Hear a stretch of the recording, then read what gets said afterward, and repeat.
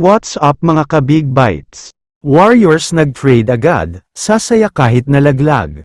Pero bago ka sana magpatuloy sa panunood ay huwag mong kalimutang mag-subscribe sa aking YouTube channel. Padaanan lang muna sandali natin ang balita tungkol sa Los Angeles Superstars. Unahin na natin ang balita kay Austin Reeves. Handa na daw ang Lakers na bitawan siya dahil mismong si Reeves na daw ang gustong lumipat ng team. Ayaw na rin daw kasing ibigay ng Lakers ang salary increase na gusto niya.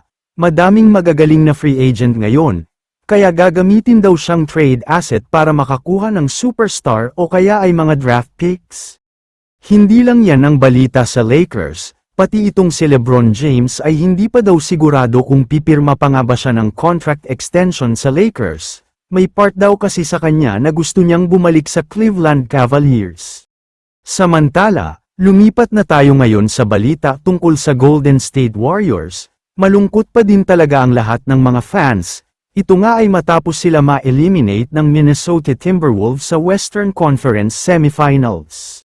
Kung babalikan natin ang serye nila, nakakuha sila ng isang panalo at ito ay noong Game 1, home court pa nga ito ng Minnesota, pero ito na din pala ang huling panalo nila dahil dito na din nawala ang kanilang superstar na si Stephen Curry.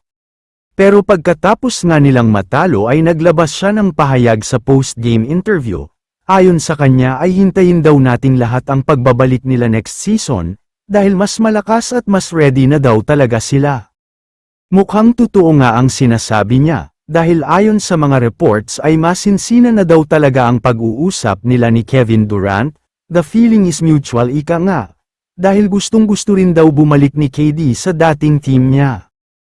Ito na nga daw ang magiging one last ride nila. Magkakaroon na sila ng bagong Big Four kasama si Jimmy Butler at Draymond Green, kaya gagawin daw nila ang lahat para manalo at muling makabuo ng isang championship dynasty.